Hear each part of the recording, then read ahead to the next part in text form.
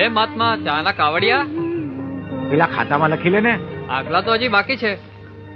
સીતારામ સીતારામ. હા વાલા